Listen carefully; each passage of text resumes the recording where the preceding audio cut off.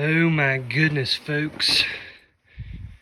Look at everything that I have to show you today. In this video, we're going to go over all kinds of goodies that I have found in the last 2 days locally, and I'm not done yet. Welcome, cousins. I'm Rusty, and I've got a fun little video for you today. Folks, we've got all kinds of goodies, antiques, jewelry, marbles, and much more. Hopefully, I can teach you a thing or two. Hopefully, I can learn something from you. Let's get into this today. We've got a bunch of stuff. There's been some awesome deals happening in the last 2 days. I'm actually trying to save money because I've got a sourcing road trip happening next week in sunny Florida, in the Tampa area and a little bit south. So I've been trying to save my money for that. And shoot, as soon as I start saying I'm going to not spend money on stuff, all these opportunities drop in my lap. So let's get into this. You can tell me if you think it was worth it or not, and maybe we'll have some fun.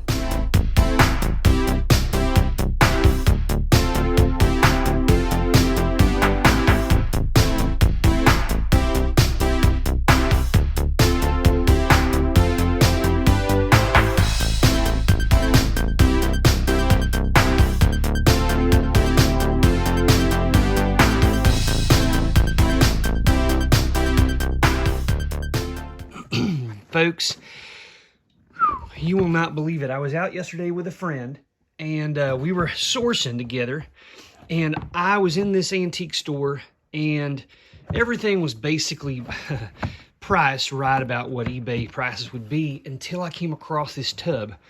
And I want to show you what was in this tub. Look at this box. These are all full of things. Different components. Down here we have various other things. I'm not even sure what all these things are yet, but I know this is a pistol grip thing to hold this camera, one of these cameras. This is some sort of weird, like, visual eye set where you can see something, and you got these, I don't know. But here's the real mother load here, folks. Look at this. This right here is a brand called Ingenue. I guess it's French. And then we got a Fujinon over here, a 15. I mean, this is, look at this. And we've got an additional a Fujinon, I guess an attachment here, a separate lens. Plus we got all these old school from the 90s circuit boards and things. But we got cords, power cords. But look at this, folks. I mean, look at this. We got, here's an optical Fujinon zoom lens. And then this, look at this. Gorgeous. This is some sort of video camera, audio-visual equipment. And I paid $10 for everything here. $10. It just said camera equipment on it. $10. I bought this, and I was shocked, folks, to come home back to the warehouse. Look at this. Here it is. It's a telephoto attachment on this. This camera sells for $600 or $700. This one's like $300 to $400. I don't know how much the attachment is. The pistol grip itself sells for a couple $100. I'm not joking when I say that this $10 lot might bring me $1,000. And I just don't know yet. I need to look up some of these things. I don't know how much how to sell these. I guess these by themselves, maybe these by themselves. These are two different brands, but, you know, I could sell them as a lot or I could sell them individually. It'd take longer to sell them if I sold them probably individually, but I don't know, folks. Really awesome. It was a huge score. I got some other cool pieces of jewelry and some stuff yesterday as well, which I'll talk about shortly, but I just wanted to show you this. I'm real excited about it. If you know something about this type of equipment, I think that this is from like the 1990s, but this is from France.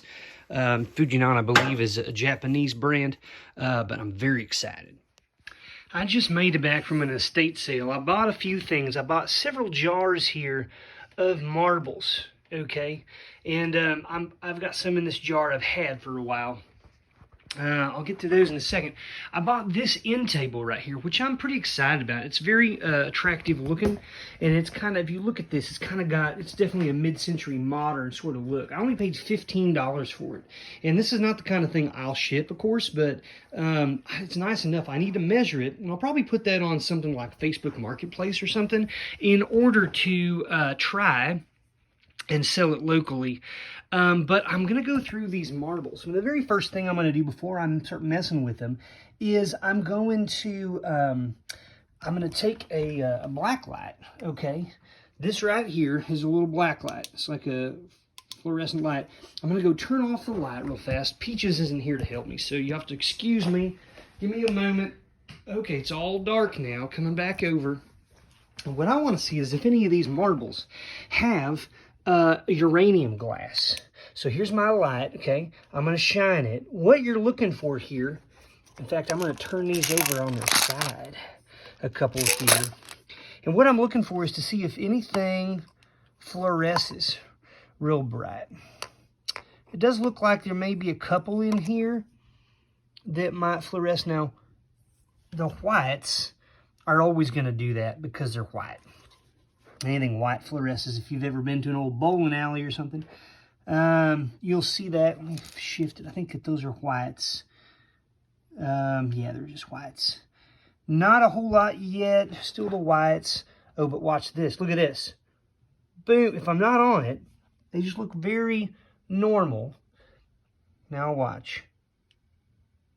Look at how much those things fluoresce compared to the neighbor here. See, not a whole lot, but these, oh my goodness, this entire jar, probably, I don't know, 2 to 3 pounds worth of these are fluorescent. Oh my goodness, that's awesome. So I paid about $100 for all of these marbles, and this jar alone will sell for probably $80 to $100 because they're made of uranium glass. There's your actual uranium in them, and so they fluoresce. These are vintage. This is also a way of dating, or at least knowing a certain age. Ones that have uranium glass in them are definitely more vintage marbles than, say, some of these over here. That, folks, is exciting. I'll tell you honestly, I've never come across that many before that all had uranium in them. That is quite exciting. I could, of course, go through and try to sell them in pairs, 10 at a time, or I could sell the entire jar. Probably something I'll want to do on auction. I came across this little puppy as well, and I purchased it. I'd actually never seen one in person. And okay, so the bottom of it is metal, and we'll look at the bottom and you'll see that it says Majestic. Okay, so that's a brand made in the United States. And what you're looking at here is this, it's kind of like a bowl, but it has this ceramic top, and it has these beautifully hand-painted animals on the top. And then on the sides, it has these little handles that are shaped like little ducks. And then there's this odd piece right here. Do you see this? So this, actually, if you spin it, it will come off. It's just a little metal piece with some little pink sort of plastic with a little flower on the top of it. And there's a hole. So this ceramic piece here has got metal underneath of it, and it is, you'll have to excuse my broken thumbnail here. I gotta take care of that. But what this is, folks, if I can zoom out, is this is a child's, like a vintage child's food container, like a little food tray. And what they would do is they'd heat up water, and they'd pour that hot water down in that little hole, and that would keep the child's food warm while they're eating it. Isn't that creative? I love it. But what I'm going to do now is I'm actually going to test these handles, because they look to me like they may be made out of Bakelite. Now, those of you who have seen our channel before, you'll know that we talked about this. Oftentimes, we will test pieces of jewelry, things like brooches or bangles or things like bracelets, to see if they have Bakelite, because there is a big collector base for Bakelite out there. And I'm going to use something called semi-chrome polish. As you can see, it is a pink color. And I'm going to show this to you as I unscrew the cap here. It is pink. So you can kind of see the top there. It's a little bit gray because I've been using it. But what I'm going to do is I'm going to put a little bit of this on the end of my Q-tip. I'm going to rub it on here. If it turns black or brown or like a dark red, that's a negative. But if it turns yellow or orange, almost like this color or even an oranger color, then we know that it is in fact Bakelite. It has ammonia in it. Another way of telling is if you rub it real hard and smell, it'll smell like ammonia. All right, here we are. You can see how that's quite pink. I'm going to rub it. I'm going to rub it right here on this.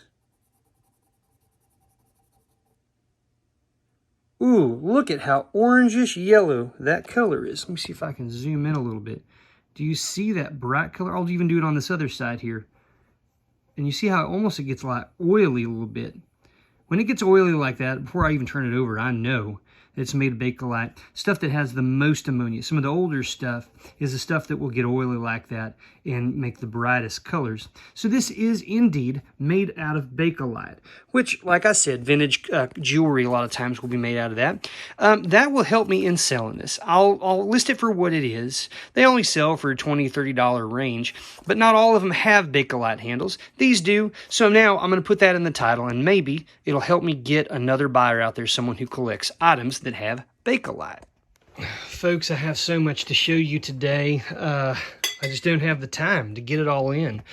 So in no particular order here, I've got some of these shooter marbles, and I don't know what the brand is that made these. Maybe some of you who are watching might know about marbles. I'm needing to do some research, but we've got several that are this kind of like gray and orange swirl. Then this is one that's kind of like a minty green and orange. Then we got some blues, and these are what they call shooters because they're larger ones than the small. These are what they would use if they were playing marbles. They'd shoot them at them. Various swirl things. These are kind of cool. Got to do some research on those. This came out of the lot. I've got over 12 pounds of those marbles that I just showed you, and not including the ones that are made out of uranium glass, which is quite awesome.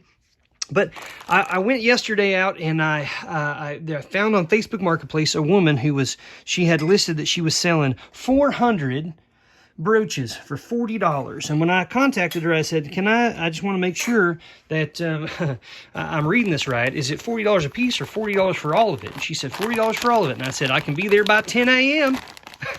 And she said, all right. So I jumped in the car and I headed out. And so this is a part of what you saw the bin in the beginning over here that's full. That's about 25 pounds of costume jewelry that I have not sorted yet.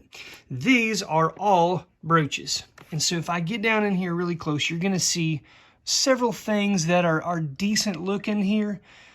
The sad part is that because of the way that these have been stored, there are pieces like this that are quite nice. But if you'll notice, right here where my thumbnail's at and right there, they're missing stones. And this is another reason why, folks, I hold on to pieces, broken pieces, things that are missing stones, because when something comes along that's of really good quality, but it's missing a stone or two, I want to try to harvest that and replenish it. You can see it's also missing a tiny little faux pearl right there. This piece, though I don't know who made it, without being signed, this could probably sell for $20, maybe $30 if it was in perfect condition.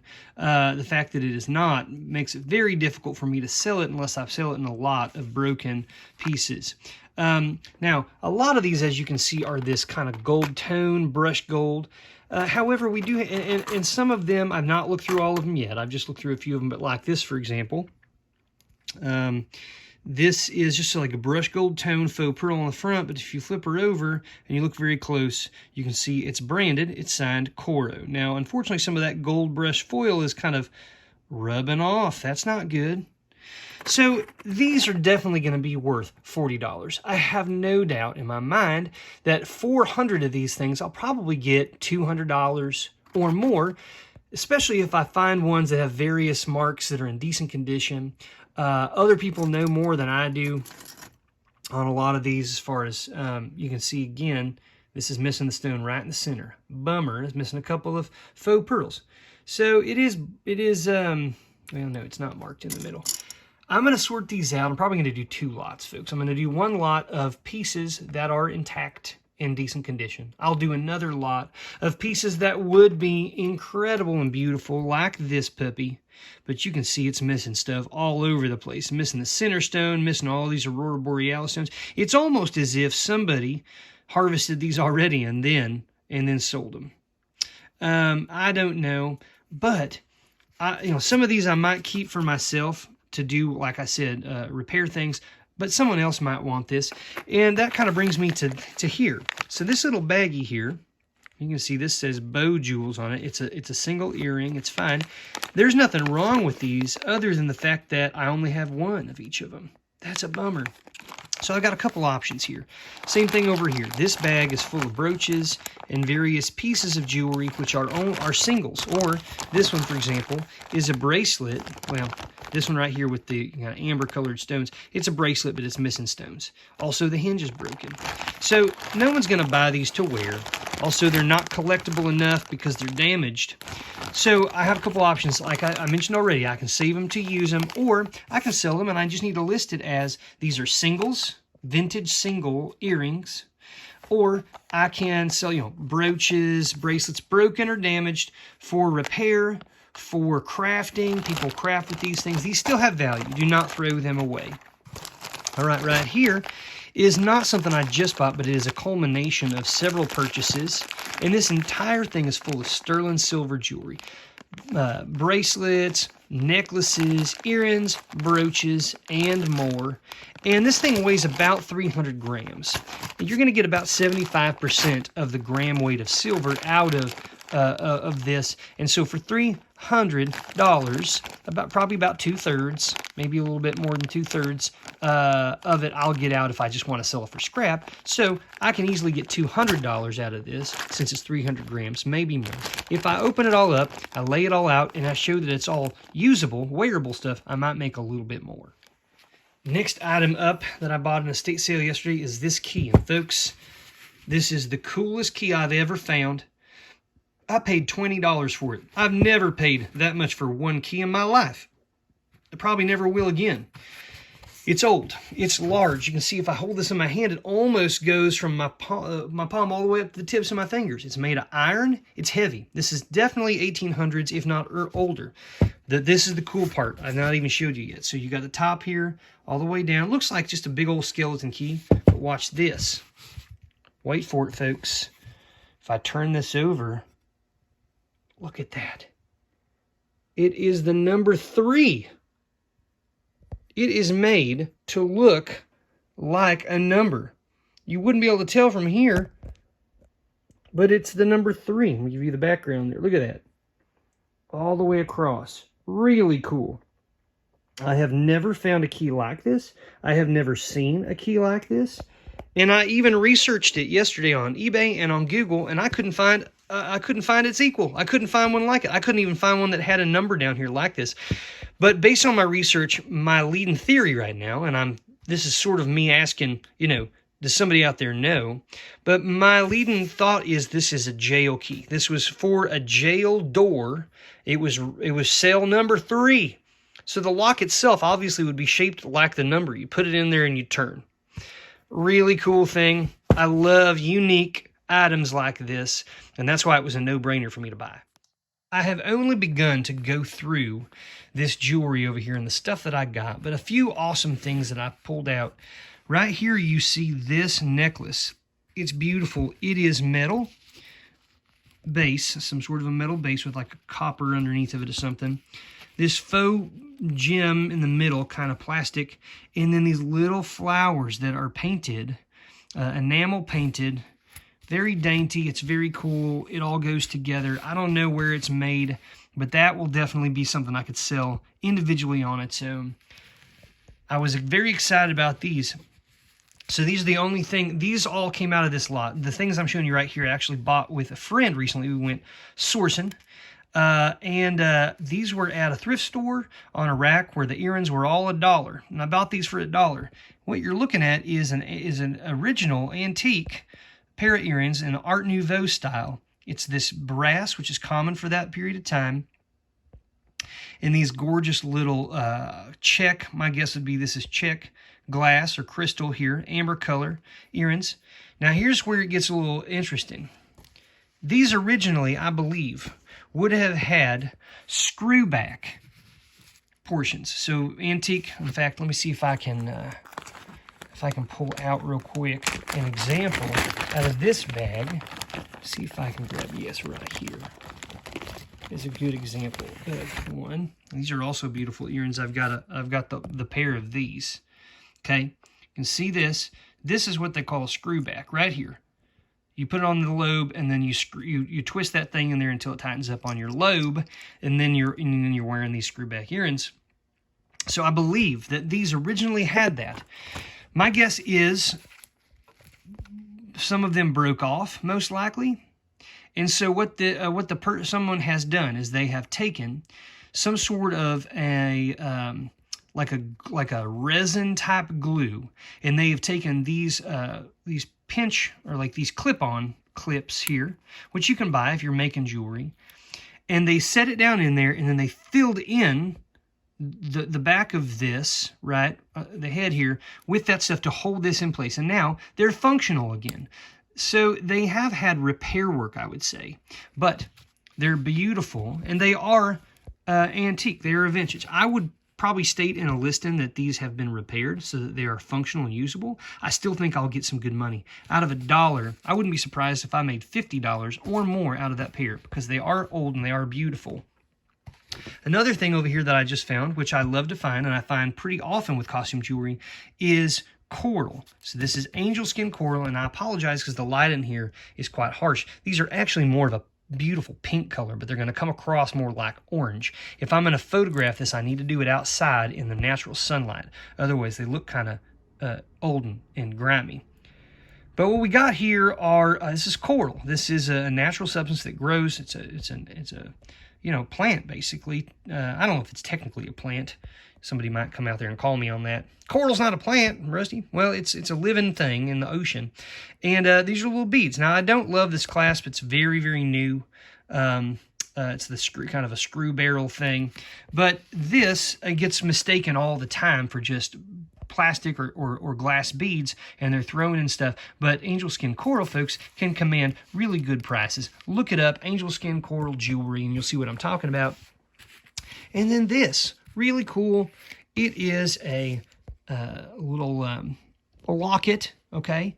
It has initials inscribed on it, RPS, a little floral looking thing. And again, this is more of a gold tone. You can't quite tell. This, the chain itself is pretty attractive looking, fairly lightweight and dainty, so you could wear it. And on there, it actually states that it is gold filled. So this has gold as a portion of it. And then if I zoom in here, we open her up, look what we got. This lady right here, below it, you'll see it says 1/20th 12K over sterling. So this is a sterling silver locket that has gold filling over the top of it.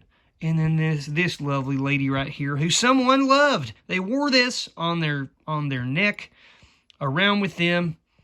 When they wanted to think of this lady, they would have opened her up and remembered her. Someone cared about this person and this item. Very cool to find it. I love finding gold-filled things, and honestly, things that have photographs. That's why I love old photos and old postcards, because it's really cool to see these people that came before us. Here are a few pairs of earrings that I have pulled out of this lot. You can see some of these. You got the Aurora Borealis stuff here. We got some of these with nice little gemstone or rhinestones in them. All of these I pulled out because I believe that they're either antique or vintage rather, or they are signed. So they have the brand on the bottom of them. And these are all going to be fine. I could sell most of these individually for not hordes of money, but I could do it if I wanted to. Some of these more than others, like this pair right here, would sell pretty easily on its own. This pair right here would sell pretty easily on its own. You can see the back of it's quite old. It's got the little emblem on the back there. We can look that up. A word real quick about earrings.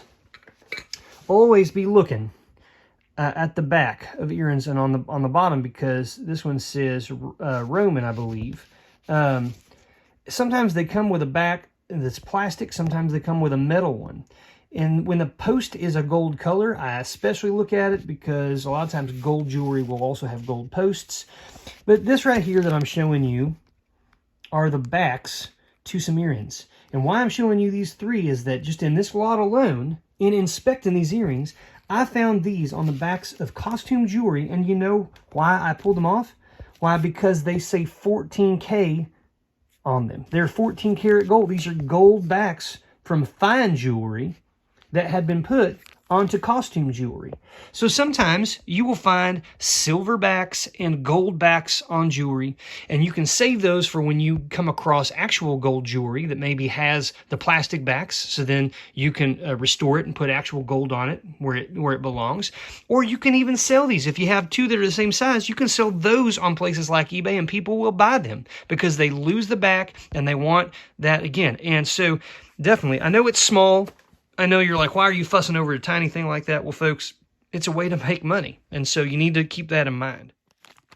I always untangle stuff at the bottoms of these bins that I get, because a lot of times you'll have this mess of chains that are broken or just tangled up, and a lot of times people won't mess with them. So what I would say, if it does not have a clasp on it, don't just assume that it's costume. It might have lost the clasp. It might be made of gold or silver. So use your magnet first, and then get yourself a scratch test. And even if it's a dainty thing, you can say wind it around like an ink pen or a pencil or something, and use that, tighten it up, and then scratch it on the scratch plate and test that. You might be surprised. You could come across some stuff in these lots that someone else did not know because there wasn't a mark present. I held on to a handful of, these are all costume. They are not made of silver or gold, but they are attractive looking rings. In a kind of that sweet spot, like around a 5.5 to a 7.5 size, which is the most common for most women, I would say. Nothing wrong if you have smaller or bigger fingers. It's just that I've found that things sell faster for me because I think the majority of people are women, that is, are in that realm. In that range. Rings can sell. You can sell those as lots. You can sell them individually, but you've got a lot of competition out there for costume stuff. So what I'd like to do usually is I'll make a lot that's a mixture of a handful of rings, a handful of earrings, a handful of brooches, necklaces, bracelets, things like that. That way a person's getting a variety. Here's what I paid up for on this lot. A couple of things. First off, this I found in this tangled mess, okay, of chains. It was wrapped around a chain, and it was also wrapped tightly around a pesky brooch, and it was really hard to get off. But when I did, I discovered two things. Number one, it actually had both ends intact, so it was an intact necklace. You could connect it, and also it's marked 14 karat. So this is a 14 karat solid gold necklace. It's dainty. It's not going to weigh a whole lot. It wouldn't get a lot out of scrap gold weight out of it, but it is made of gold. So I got two options. Number one, I can try to sell it just as it is for what I think roughly a comparable is selling for. Or I can wait until I have a pendant that is also 14 karat gold that would make sense to put on this chain, and then I can sell a whole necklace that way. All right, moving over here. Look at this. All right, we've got some rings here. This right here is a bridal set. Well, pesky thing. A bridal set. And let me see, actually, let me see if I can put this together so it looks nice in my fingers. Okay, here we are, folks. A 3-ring set. You've got kind of the lines that go there from one direction over. You've got a single diamond in the center and then several diamonds on either side. Interesting look. It's yellow gold. It is 10 karat gold. And so I can sell that as a lot.